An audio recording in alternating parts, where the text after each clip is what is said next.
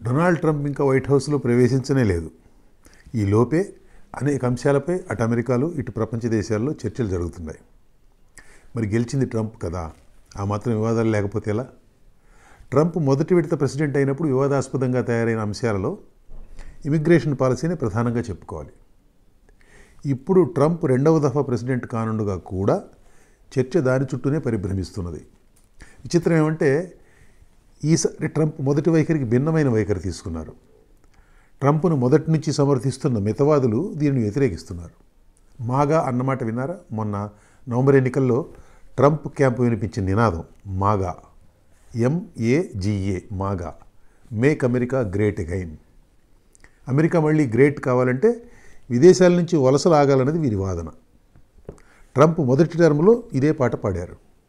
ఇప్పుడు దానికి భిన్నమైన వైఖరి తీసుకునేసరికి ఈ మాగా వర్గం మండిపడుతున్నది. మొదటి నుంచి ట్రంప్ వెన్నంటి ఉన్న అతి మితవాది ఫార్ రైటిస్ట్ లారా లూమర్ ఎక్స్లో యుద్ధం ప్రకటించారు. ఇక్కడ కొంత వివరణ అవసరం.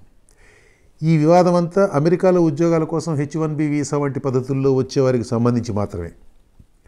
అమెరికాకు చట్టబద్ధం కాని పద్ధతుల్లో వలస వచ్చేవారిపై ట్రంప్ ఎత్తిన కత్తి ఇంకా అలానే ఉంది. అందులో తేడా ఏమీ లేదు. అమెరికాలో అనుమతి లేకుండా ఉంటున్న వారిని అవసరమైతే సైన్యం సహాయం తీసుకునైనా వెనక్కి పంపిస్తానంటున్నాడు ఆయన. అమెరికా టెక్ కంపెనీల్లో ఉద్యోగాలు చేసేందుకు వచ్చేవారు ఈ H-1B వీసాపై వస్తారు.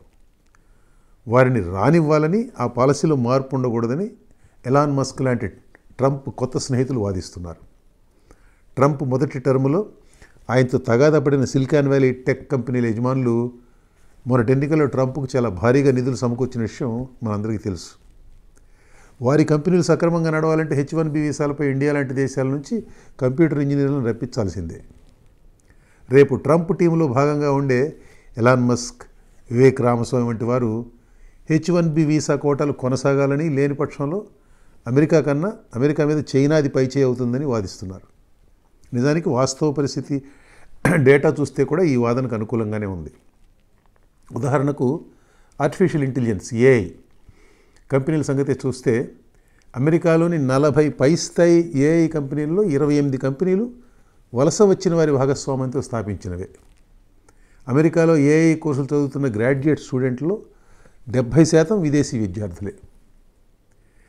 వివేక్ రామస్వామి అయితే టెక్ కంపెనీలు నడిపే సీన్ అసలు అమెరికన్లకు లేదని, చాలా కాలంగా అమెరికా సంస్కృతి గొప్పతనం బదులు నేలబారుతనాన్ని ప్రోత్సహిస్తూ వచ్చిందని అన్నారు.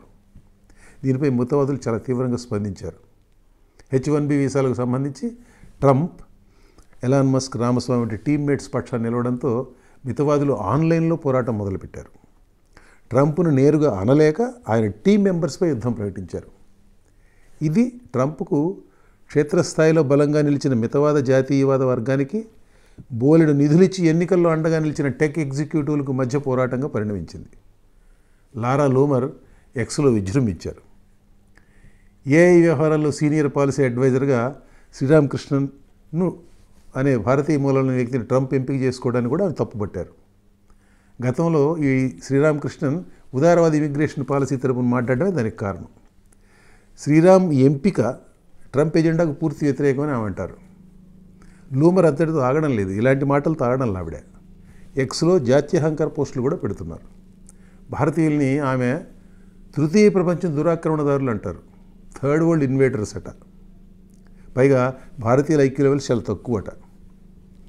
తనలాంటి ట్రంప్ మద్దతుదారులకు, టెక్ కంపెనీల ఓనర్లకు మధ్య జరుగుతున్న పోరాటాన్ని ఆమె సివిల్ వార్, అంతర్యుద్ధం కింద వివరించారు. దీని ఫలితంగా, ఈ సివిల్ వార్ ఫలితంగా ట్రంప్ మనసు మారుతుందని లూమర్ ఆశపడుతున్నారు. అలానే ఆవిడే స్వయంగా ఎక్స్లో పోస్ట్ పెట్టారు. అధ్యక్ష పదవి నామినేషన్కు రిపబ్లికన్ పార్టీ నుంచి పోటీ పడిన నిక్కీ హేలీ వంటి వారు, ఆమె భారతీయ మూలాల మనిషే, లూమర్కు అండగా నిలుస్తున్నారు. స్కిల్డ్ వర్కర్స్ కావాలంటే అమెరికా విద్యా వ్యవస్థలో పెట్టుబడులు పెట్టండి, అంతేకాని విదేశీ వర్కర్స్ కోసం వెంపర్లాడితే ఎలా అంటారు ఆవిడ. ట్రంప్ సన్నిహితుల మధ్య ఈ వివాదం రాబోయే ఇబ్బందులకు సంకేతం అని కొందరు అంటున్నారు.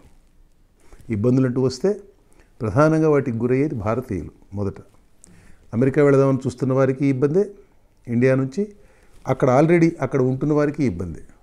ట్రంప్ ఇప్పటికీ H-1B వీసా పక్షాన్ని నుంచున్నా కానీ భవిష్యత్తులో ఆయన మనసు మారదని నమ్మకం లేదు. అసలే ట్రంప్, ఆపై ప్రెసిడెంట్.